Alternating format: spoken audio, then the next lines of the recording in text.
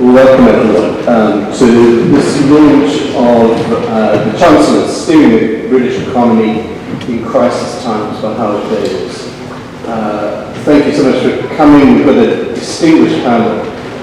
We're recording this event and we'll make the recording available on our website with everyone's permission. It's done. I'm going to take the panel in order of the author first, then our two former Chancellors, Alistair and Hammond, and Clare Lombardelli, and then John Rutter and Roulanish. Let me just introduce our panelists briefly. Howard Davies started his career in the Foreign Commonwealth Office before moving to the Treasury, where he was Special Advisor to Chancellor of Exchequer Nigel Wilson for a year. He served as Chair of the Financial Services Authority, Director of the LSE, and is currently Chairman of the NatWest Group. Alistair entered Parliament in 1987 as MP for Edinburgh Central, a position he held until 2015. His first government post was as Chief Secretary to the Treasury. Since then, Alistair served as Secretary of State for Working Pensions, for Transport, for Scotland, for Trade and Industry, and he was Chancellor of the Exchequer under Gordon Brown from 2007 to 2010. Philip Hammond, Lord Hammond of Runnymede, after a successful career in business, entered politics in 1997 as MP for Runnymede and Weybridge. He served as an MP until 2019. Following senior posts in shadow government, Philip became Secretary of State for Transport in 2010, going on to serve as Secretary of State for Defence, for Foreign and Commonwealth Affairs, and then as Chancellor in Theresa May's government from 2016 to 19. Clare Lombardelli has worked in government since 2005, starting her career as an economist at the Bank of England. Her roles included Principal Private Secretary to the Chancellor of the Exchequer, Private Secretary for Economic Affairs to the Prime Minister, and Deputy Director of Labour Market Policy. She's also worked as Technical Advisor for the International Monetary Fund and is a Visiting Research Fellow at King's College London. She currently serves as Chief Economic Advisor at the Treasury and joint head of the Government Economic Service. John Rutter started a civil service career at the Treasury in 1978.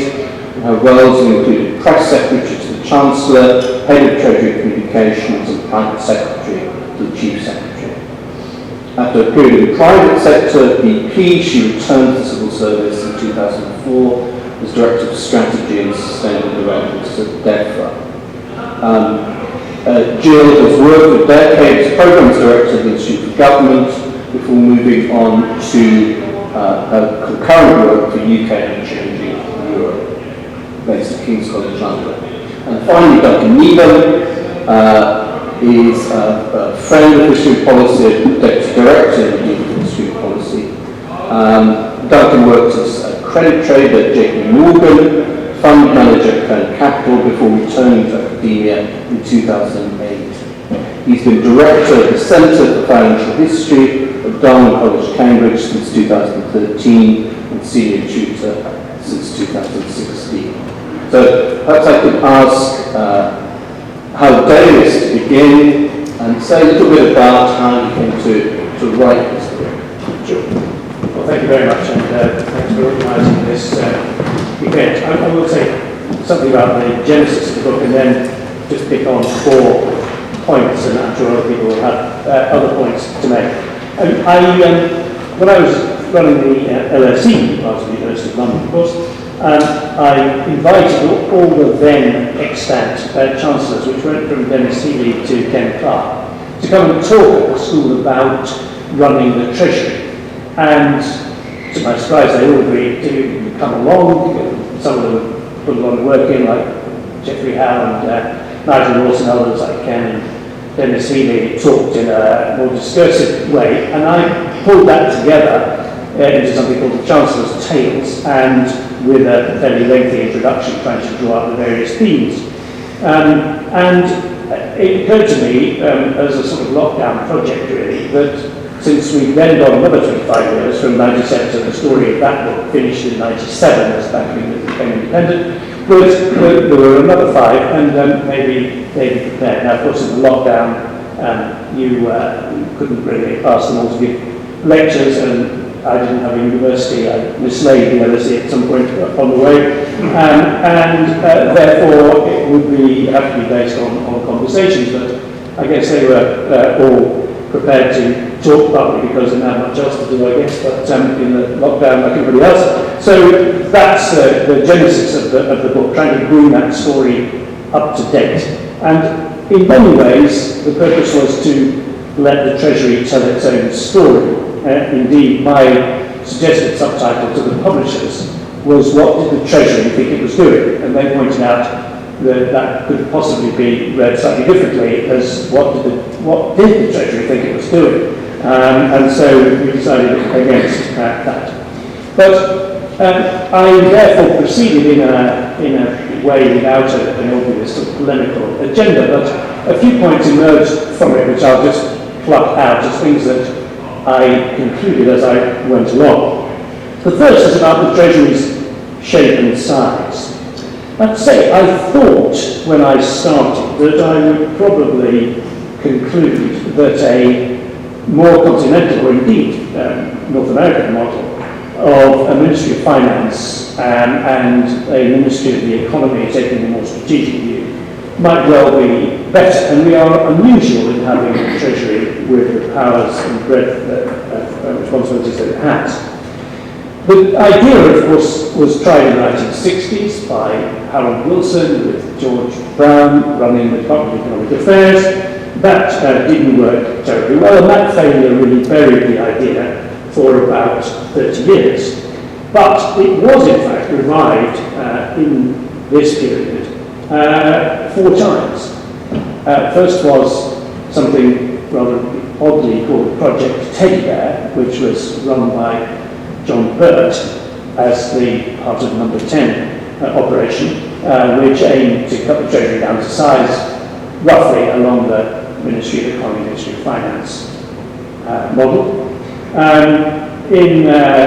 Under Gordon, I think this is perhaps not quite the same, but he attempted to diminish the Treasury by wanting to move Nick McPherson and rather bothered it through Number 10. Indeed, there was for a time a kind of parallel operation with Davies and others.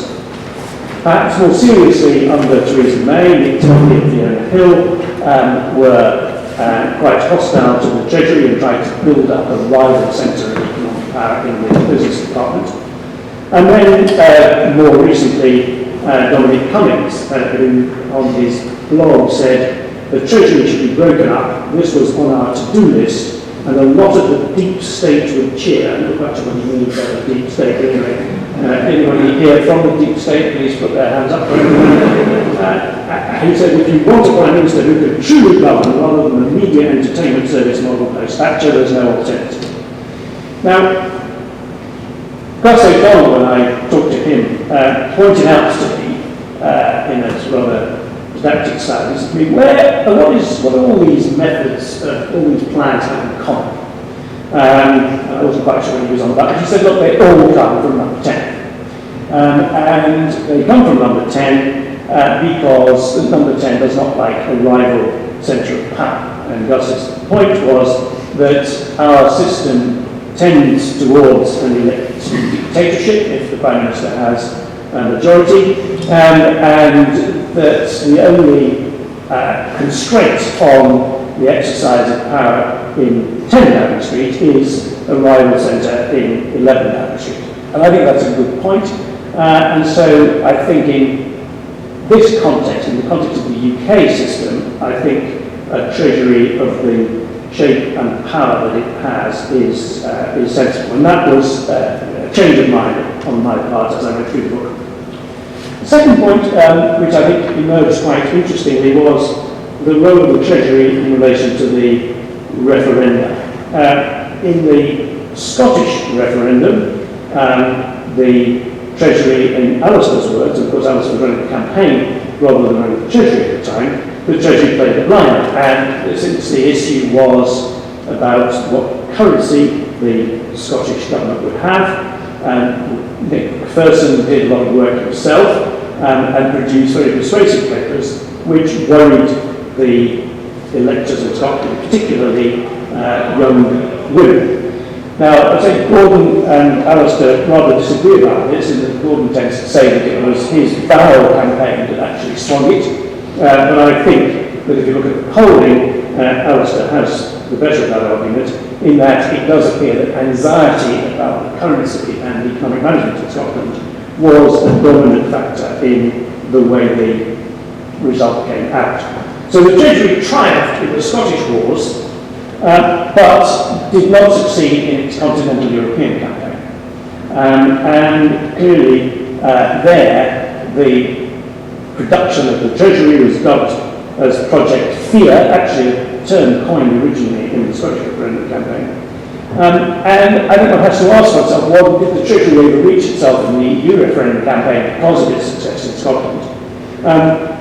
Were these blood-curdling warnings that came out in the referendum campaign, Brexit campaign, a mistake? Or was it just that this was a more emotional question where economic analysis of the sort the Treasury could produce did not carry the day because it wasn't that kind of question that people were addressing? I think the jury is still out on that, but I think it remains an interesting and quite topical question, actually. My third point, just briefly, is that I think that the tax system is a mess. If you look at what's happened, the various attempts to simplify the tax system have left it a lot more complicated even than it was to start with. George Osborne claimed that his aim was to reduce the number of pages in Colley's handbook, and they grew exponentially during his time as Chancellor. There was the Davies report, which, if you look back at it now, it produces lots of interesting arguments and interesting suggestions for change, and none of it has been pursued at all. And all Chancellors, I think, balked at that, thinking that the winners will be thanking the losers will complain bitterly, and that eventually people have fallen back on the notion that if it delivers a decent amount of income, why try to change it? And indeed, Gus O'Donnell, on that score, said his advice to Chancellors was don't just do something, stand there. And he might be right, I guess. But two observations struck me on this. One from Nick Macpherson, that the tax take varies remarkably little. I think it's between 33 and 36%. Now it's towards the top end of that. And it's very difficult to push it either above or below.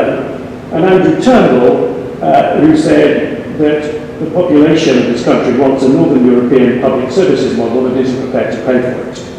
And that seems to me to be rather a good and acute observation. And we're now getting a different version of that, with the current Chancellor saying that he's a tax cutter, but in a particular sense of a tax raiser. And we are in a mess, I think. And energy taxation, I think, is particularly difficult to understand. My last point is really a question, should one conclude that the Treasury has been hollowed out? In other words, is the Treasury lacking in capacity to do, going back to my first point, the very large set of tasks that it is required to do? I looked at various attempts to deal with the Treasury in a literary, because I once chaired the Booker Prize, and I read an incontinent number of novels, and I looked at Treasury novels.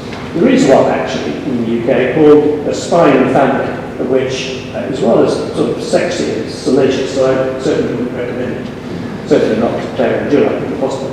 But it's quite interesting because the main character is a Treasury official, goes for lunch at the Athenaeum, is married to a citizens at the time, which offered that service, lived in a large house in Kensington with a couple of servants, just on his Treasury salary. At least that's the way the novel imagines it. It's not like that now, and it hasn't been for a while. And John Kingman, who delivered a lecture on this subject after he left the Treasury, thinks that this has gone too far. And he points to interesting statistics on relative pay. Says that in 1970, the average London house price was 1.2 times the grade 7, or at that time principal, I guess, the grade 7 salary in the Treasury. And now, not 1.2 times, it's now 8.4 times. John, rather, in an aside, says that a lot of Treasury people only survive because they have other halves who work in the city or in the law firms, etc. But that doesn't seem to me to be, at some point, that seems to me to be likely to deliver us with a problem. Now, other people, Charles Watchman in the Treasury at the moment, thinks that the Treasury is still very capable and indeed points to the success of the lockdown schemes as being evidence of that. I think the COVID response was agile and artful. But you really have to ask yourself, how far can you go? And it seems to me that maybe we are moving towards a US model of economic public service without having made a decision to do so. In the US, it is perfectly clear that if you go into the Treasury Department or indeed to a regulator or indeed the Fed, that you essentially make a huge salary sacrifice and then you trade on that when you come out. I mean, that's a perfectly normal kind of in and out thing, and the ranks of the senior parts of the US administration are more political appointees further down the organisation. And it seems to me maybe we're drifting towards that, but without having made a decision to do so.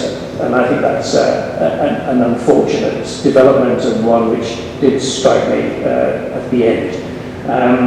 But at the moment, it seems to be holding. The Treasury can do things, it is able to attract people, but you have to ask yourself whether we are moving to a point at which that will no longer be possible. Thank you very much. Thank you. Alistair.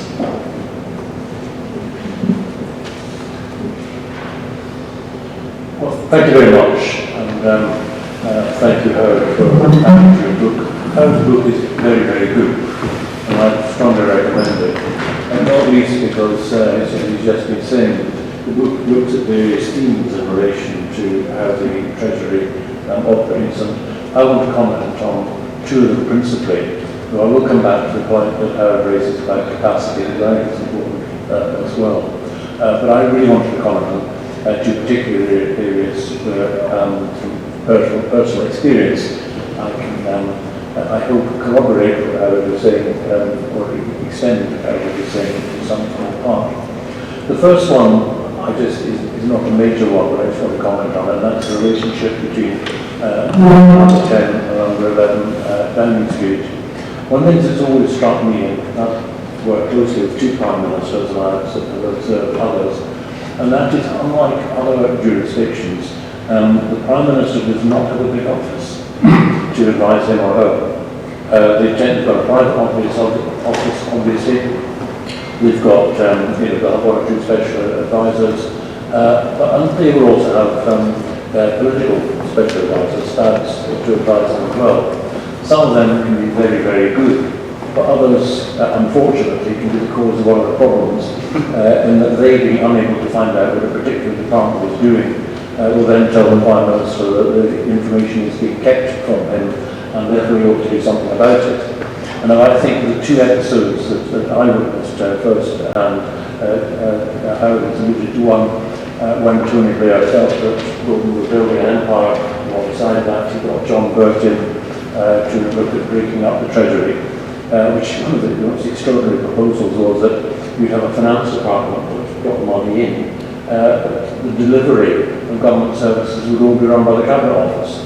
Anyone who's ever been, Secretary of State in any department know that the Cabinet Office couldn't run every department. You sound like they can't do it. They do take a lot of micromanagement, and believe me, in politics, as Philip will no doubt tell you, it's the little things that can trip you up. And there's something, and that's why you do need someone to say there is a problem, the trains aren't running on time, or you better look at what's happening in the benefit system, or whatever it may be. Gordon did a similar thing during the financial crisis. He set up something called the Council of Economic Advisors, which is basically a collection of ministers that met. But it was quite obvious what was happening, that the decision making was there's a attempt to move from number 11 to number 10. And, happily it never came to too much, but, it was the same symptom. The Prime Minister feeling that he, in this case, both these, were not being told everything. And I can see the problem is, even after being in the Treasury for 10 years, when you go to number 10, you don't have the day-to-day contact. You're not seeing the figures all the time. And of course, as Prime Minister, you have to do a hell of a lot of other things. And I've always thought Prime Ministers are unlucky to deal with more than 3 or 4 things at the same time. You have to trust your colleagues. And frankly, rather than completely restructure the Treasury, you can always sack the Chancellor, although I'm bound to say that usually ends very unhappily. And actually more unhappy for the Prime Minister than for the Chancellor, especially the Chancellor decides that he doesn't want to go. But remember, the ultimate power a Prime Minister has is patronage. But being that aside, I strongly believe that you should not split the functions of the Treasury. If you want to change things, as Howard mentions in his book that were Gordon the Chancellor, the parties used to complain about the targets and all the rest of it. Well, Gordon did that for a very good reason, that he wanted to be part of a government that changed things, in education and health and so on. And if you really want to influence things, certainly in government, but not the country, it needs money usually. If the tax system can affect it, and if the Chancellor does not have the power to do that, then effectively what you're creating is a finance department, a sort of glorified cash point, because you go along and ask for money and so on. The Chief Secretary is supposed to do with that sort of thing. But remember, this is about political matters. You are elected on a political manifesto to do things. And I think splitting it may work in continental Europe, I'm not so sure about that. A lot of the finance ministers there are actually advisors to the President or the Prime Minister, rather than ministers in their own right. I remember being asked at some gathering of EU ministers, where it was a sort of dinner where we were around the table, and I explained that I was elected in my constituents. And he said, how do you make decisions if you have to take into account what the voters think? I said, how do you make decisions if you don't? He remained unconvinced. But the second thing I wanted to talk about is a theme in Howard's book is the Treasury as an institution and its reputation. I don't have any worries on that score. It will have ups and downs, but remember, the decisions the Treasury ultimately makes are made by the political head of it, the Chancellor of the Exchequer. And Chancellors can make good decisions, or they can make bad decisions, or only indifferent decisions. But they're the ones I think that would affect its reputation. And I just want to mention one since I happen to know about it, and that because Howard mentioned it, in the case of Scotland and the Treasury intervention there. I had a very good working relationship with George Osborne when I was part of setting up Better Together, which is a campaign, the Run the Road campaign in Scotland. I said to both David Cameron and George Osborne that the only thing I asked is they should not do anything without consulting me first, and they should not say anything without telling me about it, because sometimes the world is very different from Edinburgh than it is from London. And the large part of that worked. And the whole issue of currency, for the nationalist argument was you can have a currency union without a political union behind it, which is nonsense, you can't, it doesn't work. That argument had to be made in Scotland before anyone said anything from Westminster. And that's what happened. And I said to George, you've got to confirm that that is the case, but you cannot do it until actually that argument had been made in Scotland, which we did for over a year before he actually said that. I would correctly quote you saying that it did actually work, and that when the Treasury did actually publish this critique, if you like, it fitted in well with whatever had been said. Mark Carney did a similar sort of thing, but again, it was part of a concerted thing. I'm not too worried about the Home Secretary's advice being published. I mean, I did wonder at the time, because if he publishes that, why should he publish the stuff that the Chancellor they might not particularly want to see being published? But I think in the scheme of things, that worked. And I'd say that we did actually win the referendum campaign, sometimes people forget. And the issue of the currency, interestingly, has not gone away.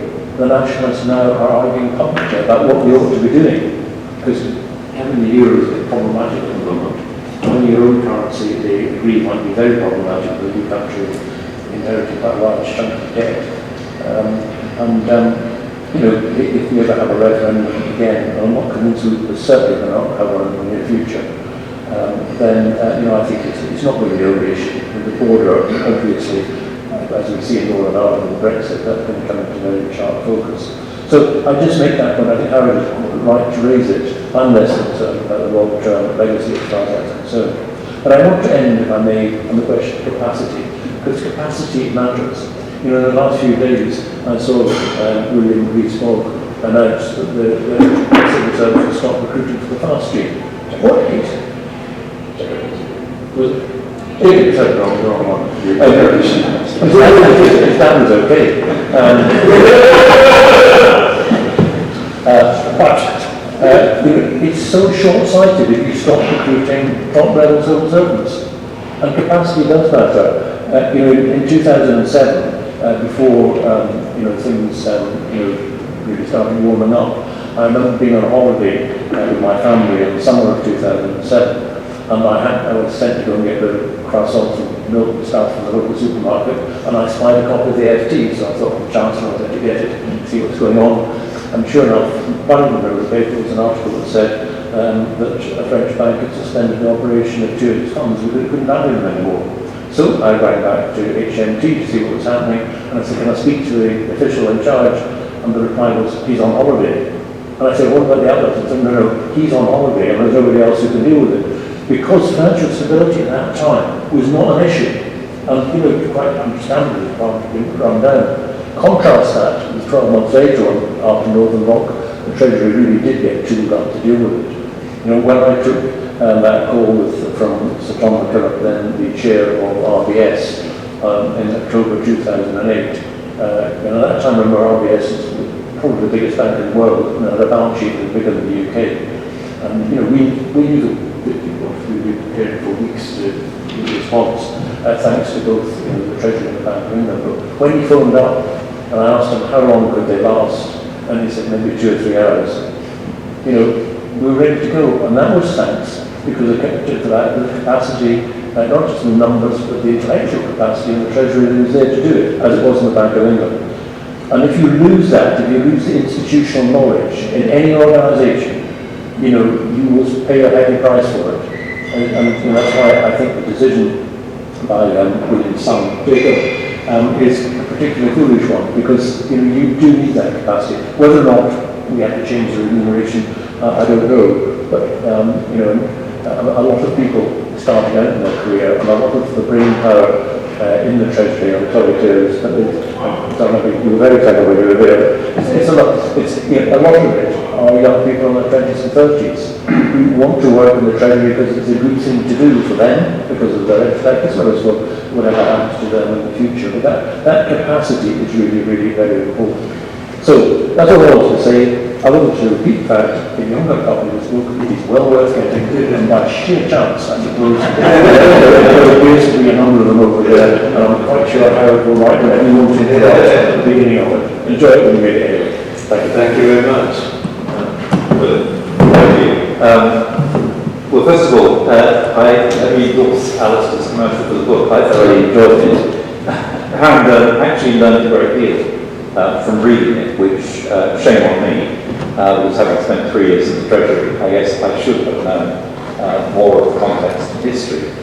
And I'll come back to that in a moment, because that is one of my regrets. What I've got here is a collection of somewhat random thoughts that I want to share as a result of reading the book.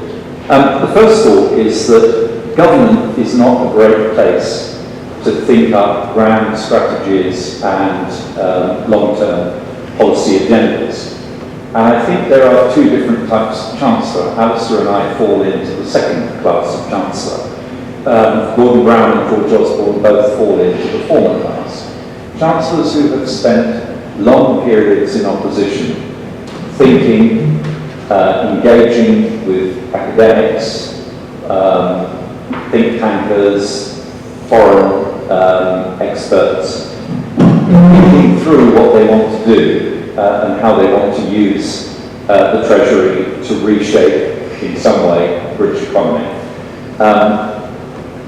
have the privilege of coming into office with a plan that may or may not be good, but is usually quite coherent. And I think both Gordon Brown and George Osborne clearly had quite detailed, coherent plans with steps that they were going to take at certain points in the progress. They knew how they were going to execute, and to some extent they had their people in place to deliver the execution. Others of us have had to, as it were, learn on the job, responding to events. In Alistair's case, largely the global financial crisis. In my case, the fallout from the Brexit vote. And I think, having read the book, I do rather feel deprived of having had the opportunity to spend a long time thinking about what I would like to do when the opportunity to do something arose. By the way, you mentioned Liam Byrne in the famous note, Hammond. Of course, Liam Byrne assumed that I was going to succeed it as having been Shadow Chief Secretary for 3 years and having worked quite closely with Liam Byrne. We spent virtually every night together in the television studio for most of that 3 years. So I think it was extraordinary bad luck for him that a note that I would have seen as a personal missive and put into my inside pocket should have found its way into the hands of the lid guest. So there we are. Second thing I was given to reflect on from reading the book was how little opportunity I actually had during my period to focus on some of the long-standing challenges of the British economy. And tax has already been mentioned, the messiness of our tax system, although I'm not sure that's something that anyone's going to take on very easily or willingly. But essentially, apart from trying to address the way forward for our financial services sector post-Brexit, and the perennial issue of productivity, which for me is the holy grail, it is the issue that we need to address, because many of the tensions in government which are around resources, the limitation of resources, many of the tensions with the electorate which are around the desire for ever higher levels of public spending, but at the same time ever higher levels of private consumption, can only be squared by resolving Britain's long-standing productivity challenge. Apart from those two, I felt that I spent far too much of my time in the Treasury looking over the parapet to the rest of government. And I think this is perhaps, the reason I did that was because, perhaps foolishly, I appointed myself in my role in the Treasury as the guardian of the route to a decent Brexit outcome. And why did I do that is the relevant point here. The Treasury has a unique ability inside government to be able to see what is going on elsewhere in government.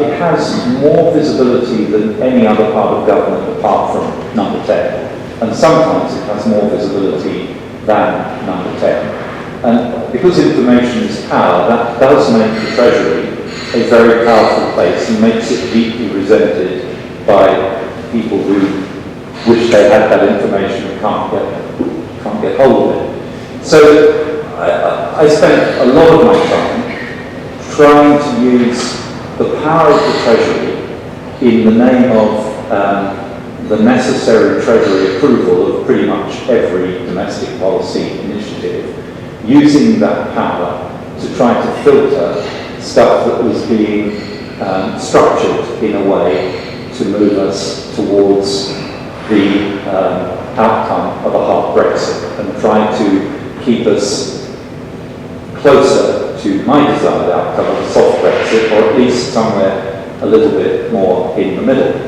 And I think perhaps it isn't appreciated outside government how significant the Treasury's ability to do that is. As a consequence of my attempt to do this, I also found that I developed a model of working which Clare might want to comment on, because I'm sure from the point of view of senior officials, it had some cost. But I worked from number 11, not from Horse Guards Road. In fact, after my first few weeks in the Treasury, I visited Horse Guards Road rarely, and all my meetings took place in number 11. And the reason was the same. When you're in number 11, people drop in. Other ministers visit 10 Downing Street regularly, and 10 and 11, of course, are the same building, fully interconnected. They tend not to visit Horse Guards Road uninvited. So, the private secretary would knock on the door and say, the Secretary of State for so-and-so is just outside, why does he even have a word? That would never have happened if I'd spent my days in Horse Guards Road. Somebody from the Prime Minister's office would pop round to say, the Prime Minister's Chief of Staff wanted you to know that something's about to happen. That wouldn't have happened if I'd been in Horse Guards Road. So I tended to be in number 11 because Downing Street was where the action was, and frankly the Prime Minister was the man, or woman in this case, who had to be marked in order to know what was going on. And that, I think, also distorted my relationship with the Treasury, perhaps made me more ignorant of the Treasury itself than I really should have been as Chancellor, but I'd be interested in Blair's view on how that worked. Third thing I want to say is that I have realised, since leaving government and doing some work with finance ministers outside the UK, how very important the spending team model is. We have these small groups of people, departmental spending teams, who sit in the Treasury, and their ambition is to know more about the spending activity of any given department than that department itself does. And in many cases they're right. Now, I knew how this worked because having been Transport Secretary, a big capital spending department, having been Defence Secretary, another big capital spending department, I had long understood that the Treasury spending team must be on side if you're going to achieve your objectives. You've got to be able to work with the brain of the Treasury spending team. And I think this is a model that I've suggested to several other governments they should develop, because it creates a resource at the centre of government which is, in my view, extraordinarily valuable, as well as providing an important check on some of the excesses that departments sometimes drift towards. And the final point that I was going to make was around this debate about a unified economics and finance ministry or two slimmed down line ministries. As has already been said, and I think it's very clear, the impetus for trying to split the Treasury up and slim it down invariably comes from Prime Ministers or their staff. And it isn't so much that the Treasury is too big. Actually, the Treasury is incredibly small given the range of its responsibilities. Somewhere just over 1,000 people. Typically, Clare's just told me that we're close to 2,000 now post-COVID, which surprises me. But given its influence, given its reach, an incredibly small department, but vast by comparison to number 10's own resources, and therefore deeply resented. And the model typically goes one of Prime Ministers and their staff wanting to curtail the power of the Treasury in order to enhance the power of number 10. And I think it's fair to say, eventually realising that a more practical model is to try to harness the power of the Treasury and align it with the ambitions of number 10. Clearly, what the current government had in mind when it tried to introduce this joint special advisor team across number 11 and number 10. Because in the end, Prime Ministers do realise that they need the detailed specialist knowledge around departmental agendas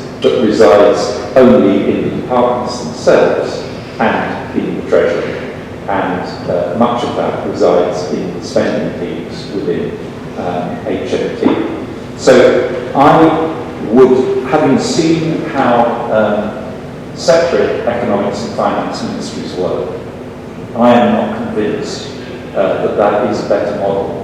And what I have seen in a number of countries is a dominance of the fiscal debate, a focus on fiscal policy issues at the expense of attention to economic policy. And by economic policy, in this case, I'm really thinking about a focus on the supply side of the economy and the urgent needs in the UK of the supply side. If we look at the UK economy, its huge weakness is its supply side, the productivity challenge that we faced probably since the First World War, certainly since the Second World War, and we haven't yet got close, I think, to satisfactorily resolving.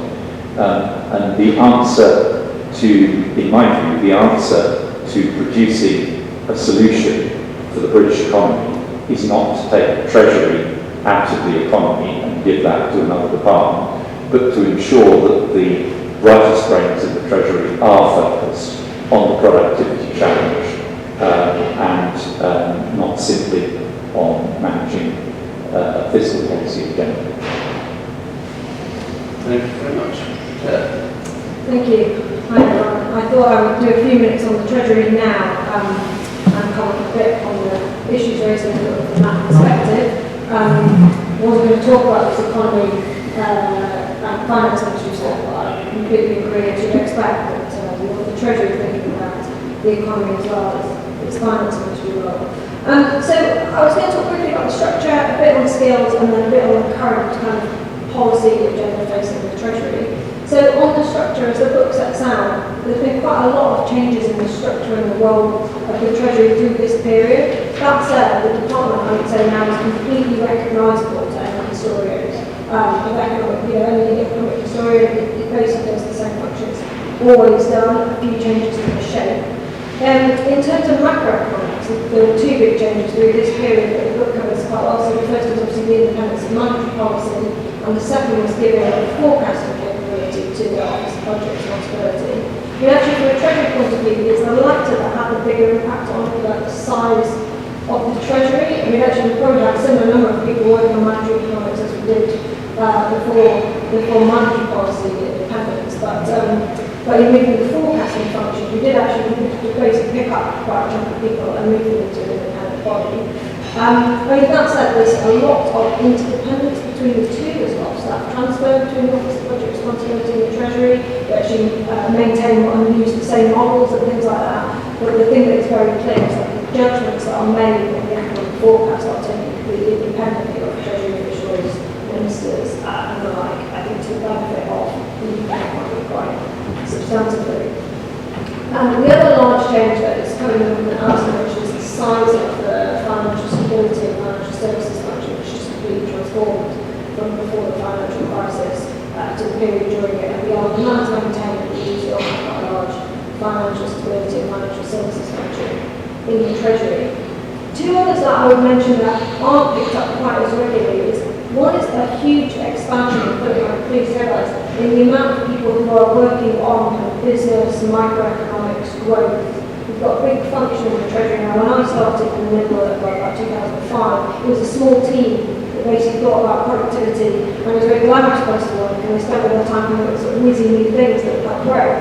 But now it's actually a much larger part of the Treasury, and they've taken on quite a lot of the functions around, for example, the spending teams for economic departments. So those teams are now a part of the Treasury that also thinks about their productivity, and the transport team, for example, is in the part of the Treasury that also is thinking about their productivity. It's really important. It was also expanded quite a lot during COVID because there were people thinking about sectors and particular firms and the like. So in anticipation of Treasury office to get that expanded. The other area that's expanded that gets virtually no commentary, although it's very topical now, is the Treasury has a sort of implementation function for financial sanctions, originally the financial sanctions of individuals. So obviously this has increased massively with the Russian invasion of Ukraine. We actually now have quite by Treasury terms a reasonably large operational implementation set of people who are busy doing financial sanctions. including things like, when the Treasury find itself responsible for a football team, those sorts of things. So quite different work, which is quite very different sort of implicational sorts of skills that you need to do that work, quite different to policy design stuff. There's more bread and butter work officials day to day.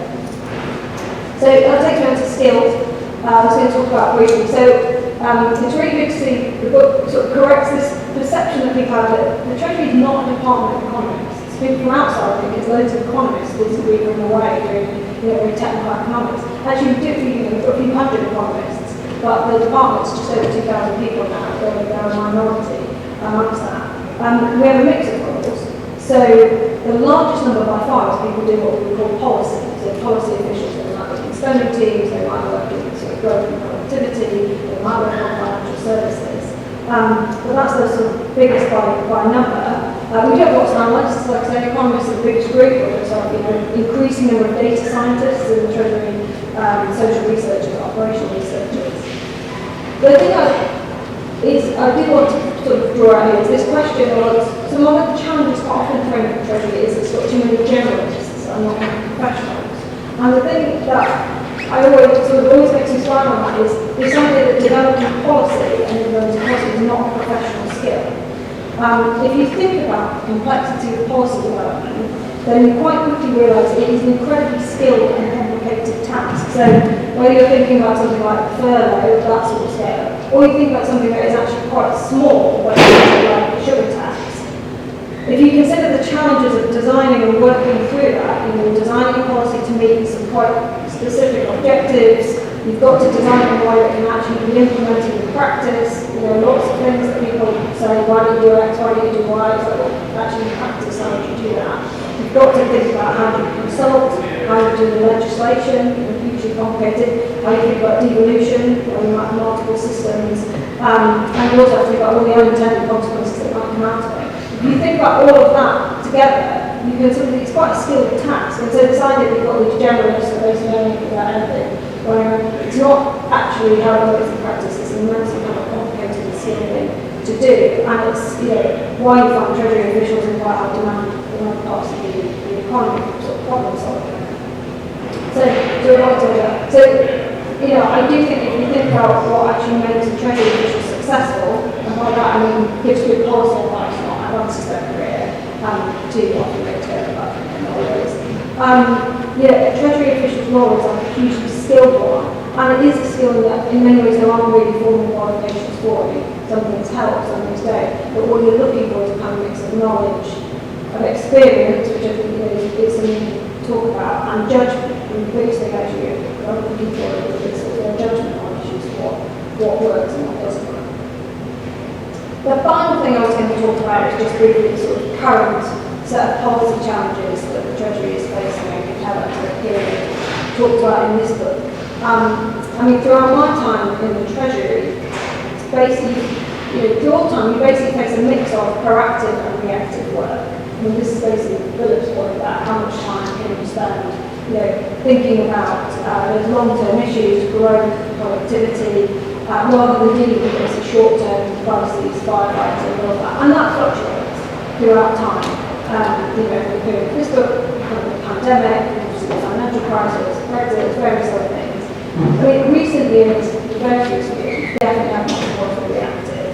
And I think the current Chancellor, for example, is going to have a much greater proportion this time dealing with massive kind of reactive issues. COVID obviously completely dominated all of the policy throughout the entire period. I can't think of a Chancellor that had more of the isotopes or anything like that in the States, but certainly the current Chancellors had to deal with a very full lot. And of course, now we're facing a much more classic economic challenge, if you like, with high inflation. COVID was very unusual in a couple of aspects. One was its scale, and just the sheer scale. It was the biggest economic crisis this country has faced since it's been a sort of modern advanced economy. So tell us how you define that, but certainly a sort of large state and welfare state makes by far the biggest economic hit that's hit the economy just in terms of its size and the scale. The other thing that was very, very unique about it is it was sort of born completely outside of the economy. It wasn't some sort of structural issue with the economy, it wasn't a demand supply issue, it was just basically a pandemic that happened and the implications of that. So that was quite different. Now, of course, we've got a very different set of challenges around high inflation, which are taking a huge amount of time, a huge amount of focus, understandably, and very classic in some senses, but of course, you have to go back quite a long time before you have experience of it. And that leads to this point we made about the average experience of a Treasury official, the average age of a Treasury official. Although I would say that literally no one really can remember working and that during the time of the sort of 70s high inflation, which is the sort of times where it's about, a lot of people commentating about it. It's true Treasury officials are going back actually an awful lot of people relative to that. It does explain why we've got a huge, and this is a big part of what the Treasury does institutionally, got a very high priority on learning from our own history. You do that for a couple of reasons, partly because actually you can learn an awful lot about the episodes that have gone before, and it's quite the same as them, but you learn a lot about what happened during the time, good and bad lessons. And it's why we do actually spend a lot of time learning courses, learning economic institutions, and teaching our own staff about their history of the Treasury. I mean, the other reason we do it is actually motivating and interesting, but it is a big part of what we do. Thank you very much indeed. Jill.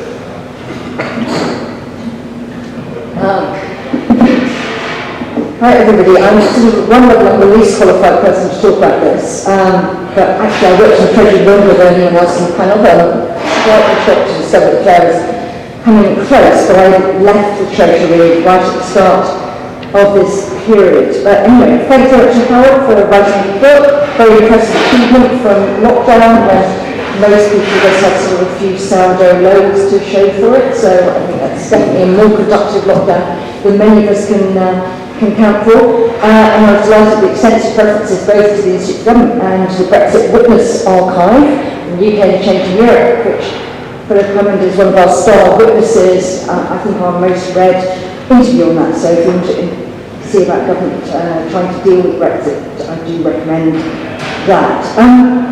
Anyway, so a few thoughts. I thought what I might do is just to put Treasury in a bit of a sort of wider context and look a bit at sort of what's sort of exceptional about the Treasury. The Treasury sort of, in many ways, Treasury thinks of itself as exceptional. Indeed, one of the things the Treasury does really quite effectively is imprint people. So even though I left the Treasury sort of most of half a lifetime ago, longer than most Treasury officials' lifetime ago, I still think of myself as a Treasury person because it's like being a duckling. You are seriously imprinted when you're on the Treasury, and it's very difficult to break out of that. It is quite exceptional if you actually look at it in the rest of Whitehall. I notice that Howard dismisses John Major and Sajid Javid as being too short a time to sort of be worth mentioning in books about Chancellors. But actually, he's writing about many other government departments. John Major at least would be relatively long-serving because actually most of them sort of have a ministerial merry-go-round that would make you feel quite dizzy. The Treasury hangs on to its Chancellors by and large for quite a long time.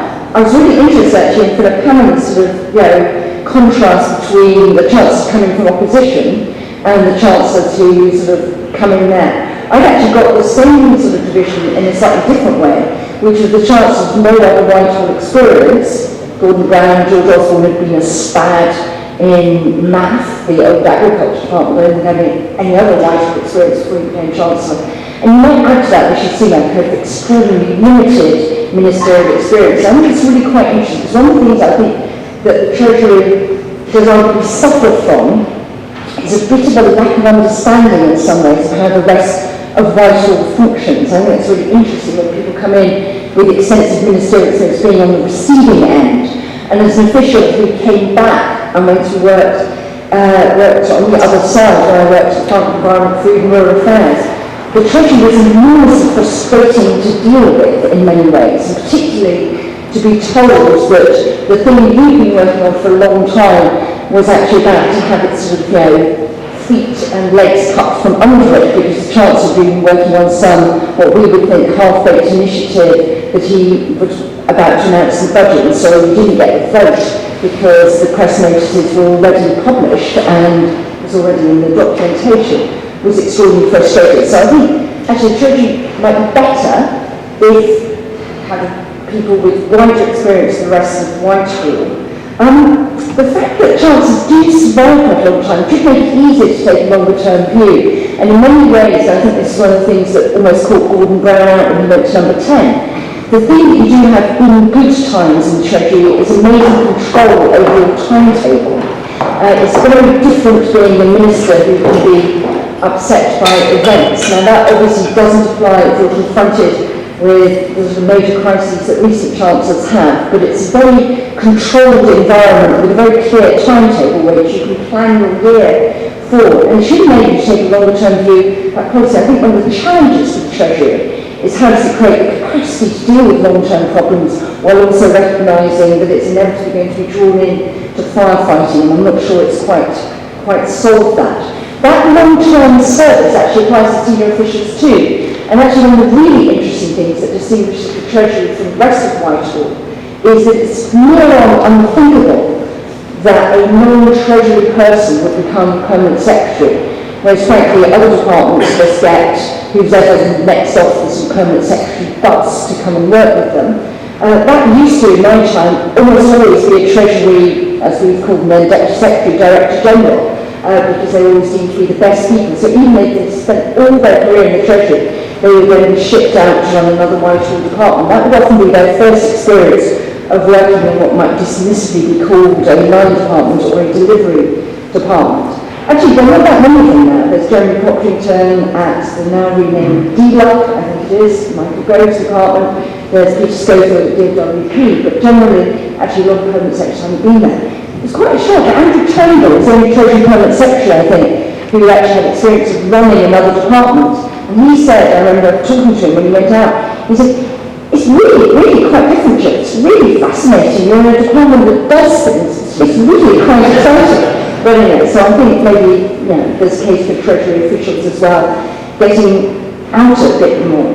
And I think that one of the things that I think comes through in Howard's book, but I'm not sure that this is necessarily a positive for the Treasury, is that it very much the Treasury in a vacuum. The vacuum in which sometimes number 10 annoyingly intrudes, but otherwise the Treasury is sort of operating on its own. Actually, I think UK government might be more functional if the Treasury had a bigger interest in how the rest of government works, how the wider public sector is organised and comes through from this book. Clare will probably tell me that it does. We have that discussion offline. It's quite interesting, I think, that one of the themes, certainly when I was at Treasury, it was a long time ago, but comes through now in Howard's book about this period, is the making attempt for the business department that comes through, because actually you think that actually the business department should be an important partner of the Treasury.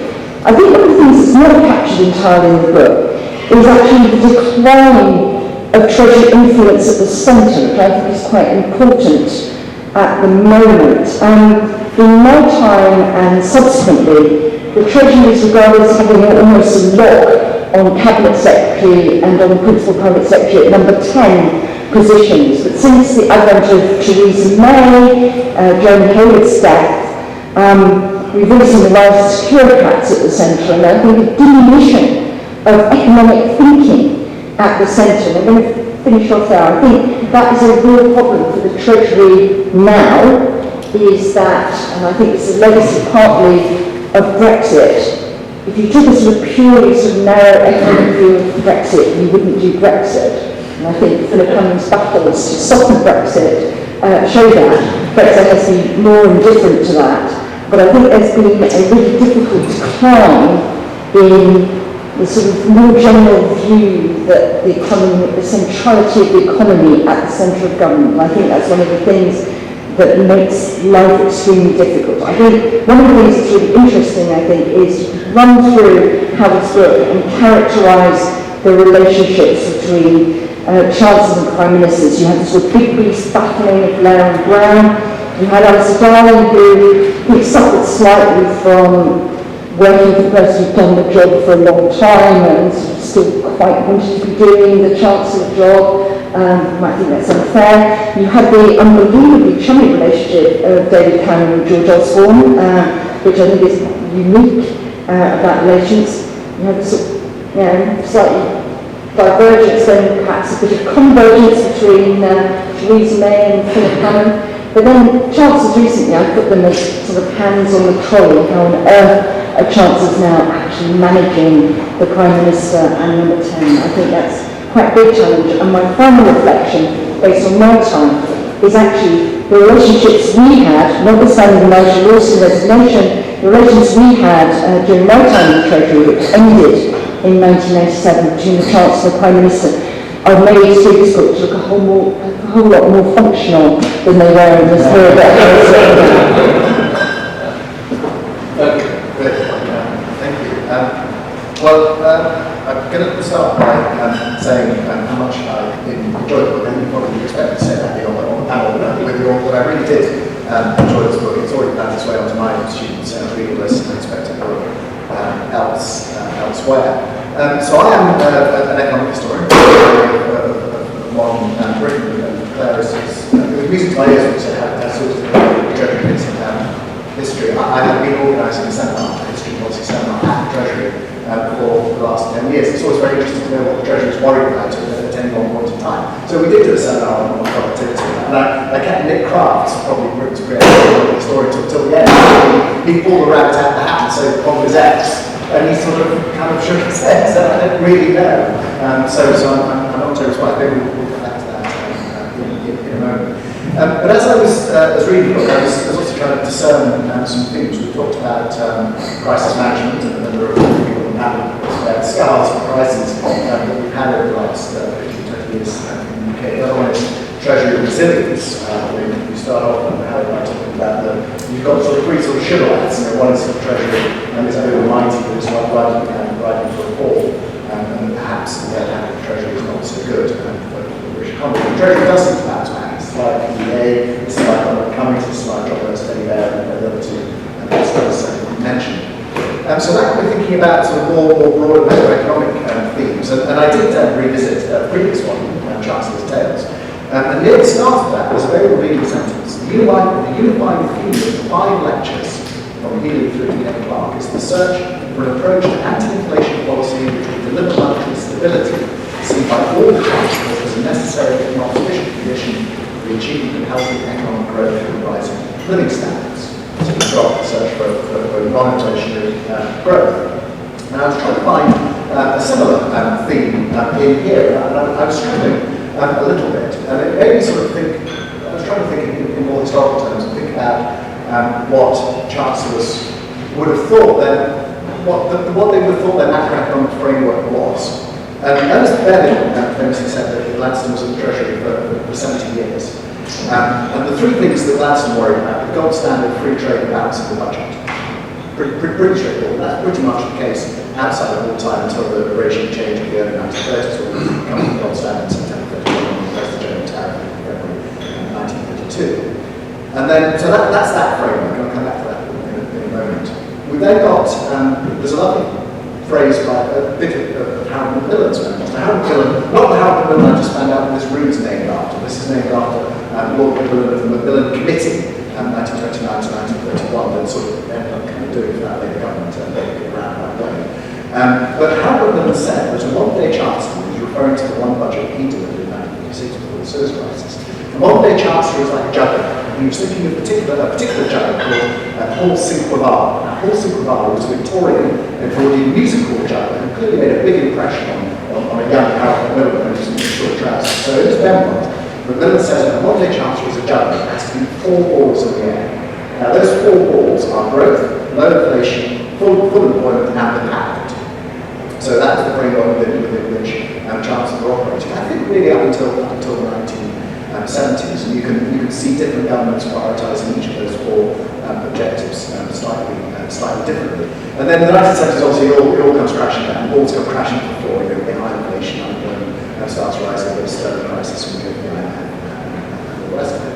But then from that sort of shake up the kaleidoscope of the 1970s, what then emerges is I hate the phrase neoliberal settlement, but there is a new sort of order that does emerge from the mid-1970s. I think it predates the arrival of the Thatcher government in May 1979. But it's a settlement that very much prioritises inflation. That's the world that we live in. Bank of England has more jobs than it had previously, but it's got one primary purpose, and that's to keep inflation at around 2%. And then the next one is where it seems that Kenneth Clark has a very really phrase in his chapter towards the end. He says it's all about generating growth in a non-inflationary manner. So of those four, one is mentioned, well those two are mentioned and have growth. You say you don't like GDP growth and quote Robert Kennedy and says it doesn't measure anything, it's actually fundamentally important to you like their dominant scorecards. How the performance was. So growth is mentioned in the chapter on economic performance. Macroeconomic chapter is a lot about inflation and the importance of having that over macroeconomic. And inflation obviously is brought down as being relatively minor for some of the period. Sterling is sort of mentioned in passing with the decision to not join the euro. But we've had a series of sterling crises over the last 50 years that would absolutely finish off the government in the 1950s, 1960s. Yet we don't talk so much about the vicissitudes of sterling. But the ghost of the feast, and this is like my question to the very distinguished panel, is employment, because it really is their nation. And it was hugely important. It was the most important macroeconomic objective throughout much of what we refer to as the Golden Age between the Second World War and the oil shock.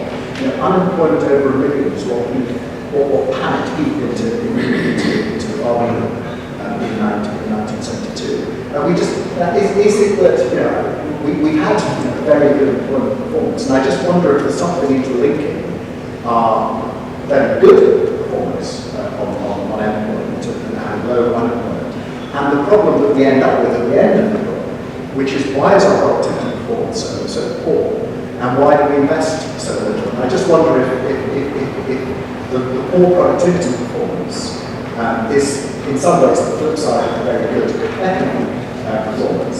And I asked Nick Clark that at the end of our history and policy seminar, because I thought it was that, but I don't think it is anymore. So I'd be interested to know what the distinguished panel thinks about our productivity performance.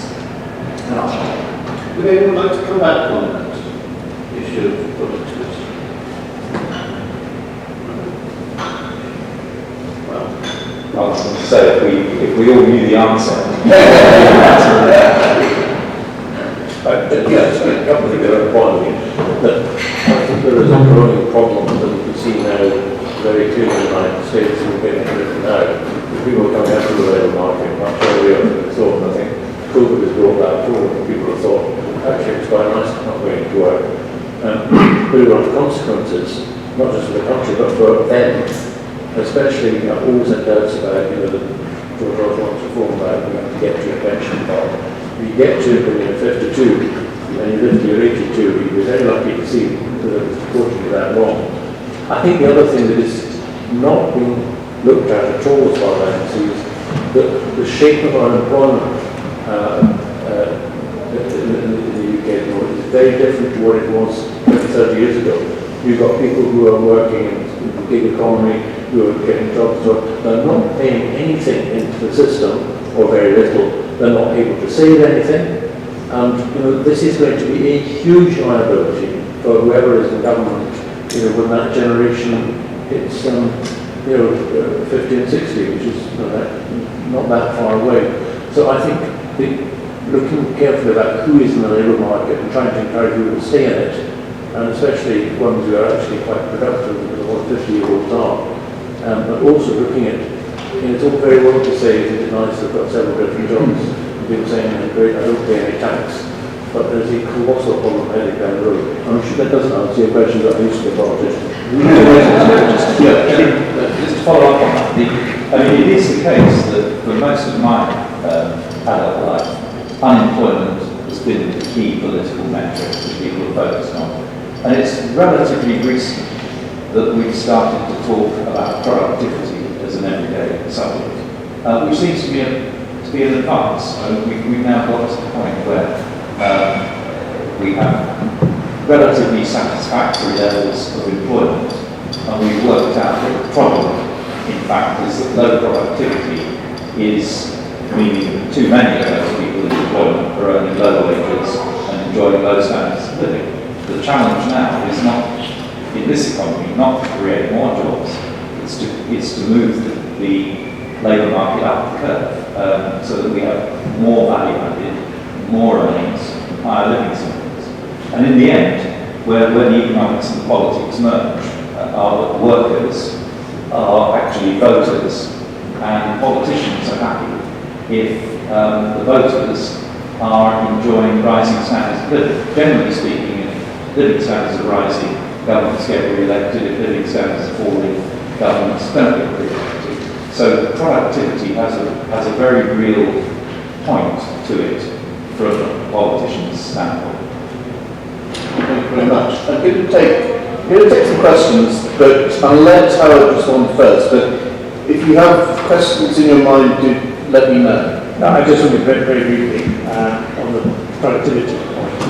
I think if you look at this period as a whole, you would say it's again of two halves, in that productivity performance was reasonably good from 97 to 2008. I mean, it was slightly faster, I would say, than probably France and Germany at that time. I mean, growth was still low on an output per hour basis, but it was improving. And there seems to have been a significant change in trend from the financial crisis onward. And I'm not completely sure that I have a good answer to why. Some of it, I think, is low productivity actually in the financial sector, which appears to be reasonably significant because our financial sector is large. And that's probably quite a lot driven by re-regulation. You know, if I think about the number of people employed in compliance and risk management, etc., functions which are not actually profit generating.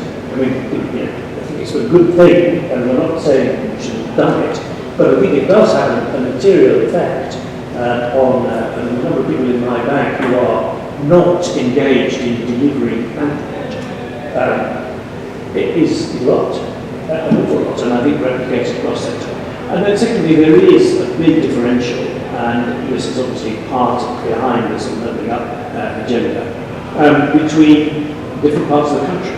And if you look at the differences in productivity between, say, Paris and the second-tier cities in France, Bordeaux, Marseille, etc., and the difference between London and the second-tier cities in the UK, it is much larger in the UK than it is in France. There's something going wrong about the way in which our sort of second tier, and if you look again at what's happening at the moment, you know, London is once again on the whole doing pretty well, and the rest of the country actually not. And those differentials I think are worth looking at. There's some interesting stuff in the levelling up white paper about why that might be so. A lot of it's about connectivity, travel to work from different areas. And one of the interesting points was made there, I think, was that if you look at a city like Bordeaux versus Liverpool or Marseille versus Manchester or something, the proportion of people who get into the centre of the city in half an hour on public transport is about twice in France than it is in the UK. And that appears to be, therefore, that those cities get a stronger agglomeration benefits than they otherwise would get. But I don't think this is a complete answer, but there are some quite suggestive things that we can look at. Thank you very much. Claire, do you want to? Well, just briefly on productivity, I would say notice something that general is. Actually, I think, we've done a huge amount of research and analysis over the economic profession about productivity and what's different in the UK. We do know we have a very different distribution of skills in the UK, particularly adult skills, particularly technical skills. We do know that we just have less skills. We are very, very good at advanced skills, but we know that across the population, we are less good at technical skills, and we are less good at basic skills, actually. We know that. We do know that private sector investment is slightly low.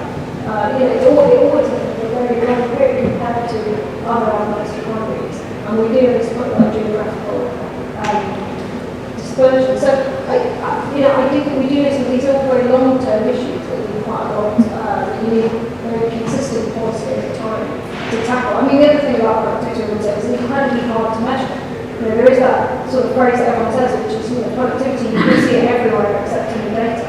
And I'm not sure at the moment you can see it everywhere actually, but in general, you can. But I would try to put this on that we don't really know what the problems actually are. There are some things that we can see as a clear virus. Thank you very much.